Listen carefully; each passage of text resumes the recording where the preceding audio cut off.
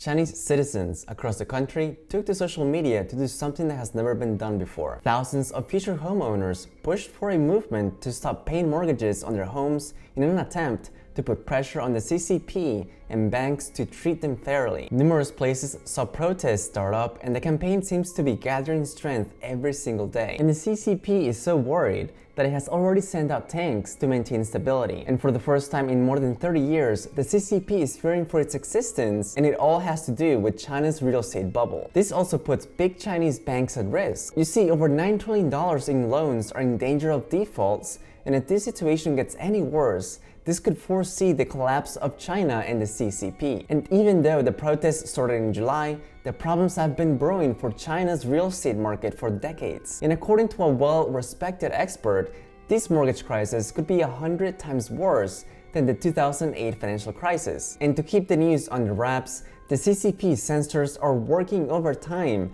to censor any articles and videos that spread the truth. So be sure to like this video, as it's going to help spread the truth. Now, in recent weeks, thousands of people in central Henan province have protested at banks that have refused to give them back their deposits. Tens of thousands of homebuyers across the country have boycotted the mortgage payments they owe on stalled housing projects.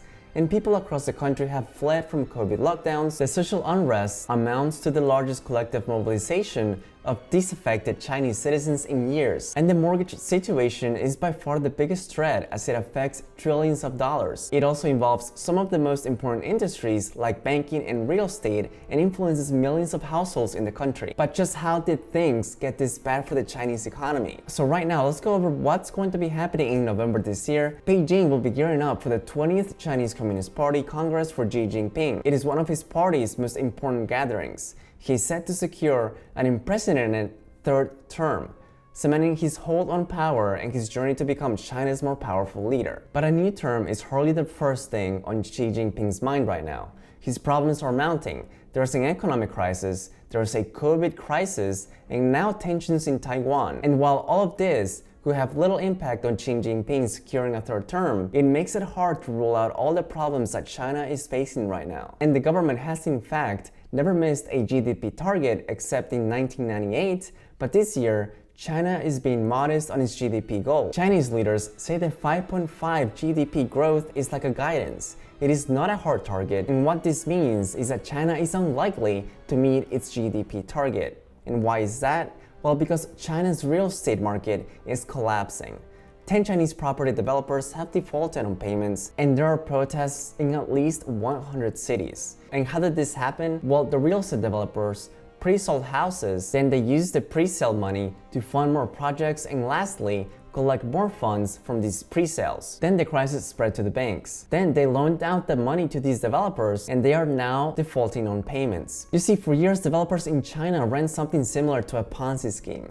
Property developers were paid years in advance of when they were obligated to deliver their homes and condos. And instead of using the advance payments to build the homes like they were supposed to, they betted on land to supercharge growth and expansion. This worked as long as the demand for the property remained high, which made people all right with paying a home years in advance, and also drove land prices up. You see, China is obsessed with real estate.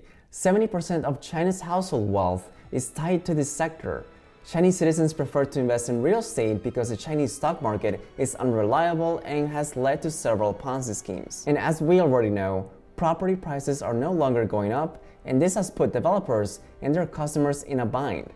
Developers who were foolishly counting on never-ending demand for both forward condo sales and land suddenly find themselves without money, and this is extremely troublesome when you're locked in for billions upon billions of dollars in condos that you have barely started to build. Customers are also in an even trickier spot. Many of them have taken out mortgages for homes they may never receive. And even if they do get it eventually, it will probably be after a multi-year delay. So all of this resulted in Chinese citizens boycotting payments on over $300 billion worth of mortgages. And in China, people were paying for property with the loan, but the loan was not even close to being done. And 85% of buildings were being sold that way. A lot of them had no chance to see completion, and that's very similar to what happened in 2008, when the US entered a property crisis. People were not able to pay up their loans, and they just defaulted. And a lot of people who have bank accounts, saving accounts, were not able to withdraw their money. And those were the banks that gave out those loans to people who bought those houses. And when people stopped paying those properties, the banks also got hit. And the money that people would put in their bank, the people would use that money to loan it out. This led to protests as people lost their savings and people not being able to withdraw money from their bank accounts. And while all of this is going on, household demand has dropped by 16.9% and real estate sales have fallen by 25%. And it's been one of the lowest in China already. And this is the current scene in China, the world's largest second economy. Citizens are storming the Bank of China after being unable to access and withdraw their life savings for months. And people are panicking over losing access to their hard-earned money. So this makes it extremely likely that China is heading for a complete collapse of their financial system as people lose trust in their banks. This will have a severe effect in China, but also the whole entire global economy. And what started as a small local petition has now grown into a massive freeze on local payments in over 300 real estate projects in over 90 cities. And this is making the Chinese government very worried. And protests just keep getting much worse, and this puts significant pressure on the government to step in. If they do not, then the risk is that property values could get into free fall as people begin to doubt both the ability of developers to deliver the promised homes as well as the viability of real estate as a store of value. A property price crash would also put further pressure on the economy. You see, the real estate sector is a big employer and the asset class of choice for most citizens. So unemployment would rise and spending would fall as people feel poorer. And what is the China government trying to do in order to save this? Well, in order to salvage this entire situation, from what I've seen in some of the disclosures, is that they're doing a $44 billion bail, which in turn is something that we've also seen happen in the US markets during the 2008 crash. But please do note that every time a government bails out an institution, it just encourages others to say, okay, I could be reckless with my money, with my spending, because if things go bad, maybe the government may also bail me out. And that's where I think we're going to go. You see, in America, a decline in home prices would be painful. Sure, the US economy is more diversified than China's, and its banking system, unlike in 2008, is well capitalized. And in China, it's a different story. Many local and regional governments in cities that aren't tech,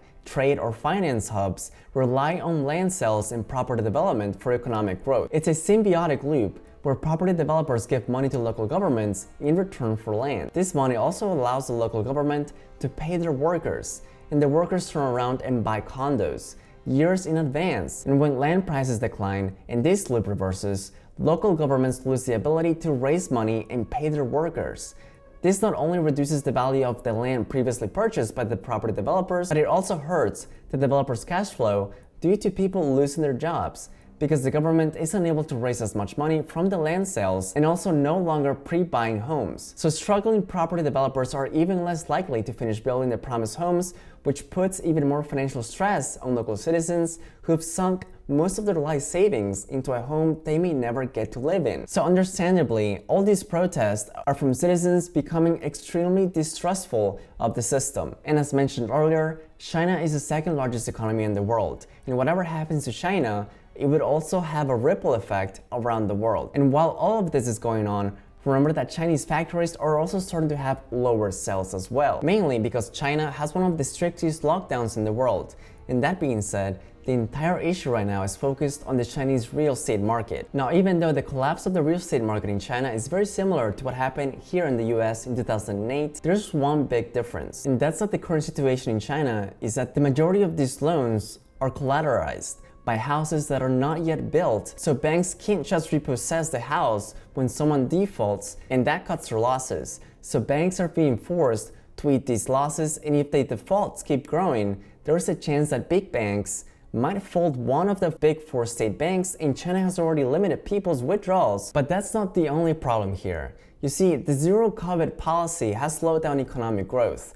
Factories have switched back to the slow lane and job cuts are still plaguing the economy. And Xi Jinping's crackdown on China's technological sector has further impacted the economy. And China's national GDP target was set in March at 5.5%. And economists have since warned that achieving the 5.5 goal is not possible. They predict that the growth will be around 4%, and if this happens, it will be a first for Beijing. And as I said earlier, China has never missed a GDP target by this margin ever. So for Xi Jinping, failing to reach the target would be politically disastrous. And this just seems to be a negative feedback loop that only the government can break. And what happens in the Chinese real estate market doesn't just affect developers, but it also affects the people who have placed their hard-earned money into them. And to prove my point, the real estate market in China forms about 30% of the GDP of China. And there's also a major fear, and it's that the freeze-up of the real estate sector will cause severe distress on the banking sector. Banks already aren't being paid back from the developers,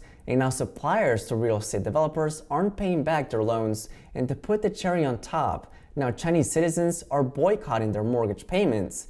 The banking sector has already shown big signs of distress earlier this year, as 5 Chinese banks froze customers' deposits, causing 400,000 citizens to be unable to access their savings. Nevertheless, with a significant drop in new home sales, mortgage boycotts, and widespread social dissatisfaction, it appears that the world's largest asset class has passed its prime. But anyway guys, thank you so much for watching this video. Definitely let me know your opinion down in the comment section below. Let me know what you think about the Chinese real estate sector. Definitely drop me a comment, and of course leave a like on the video, and if you did enjoy it, subscribe. So thank you guys so much for watching. Until next time.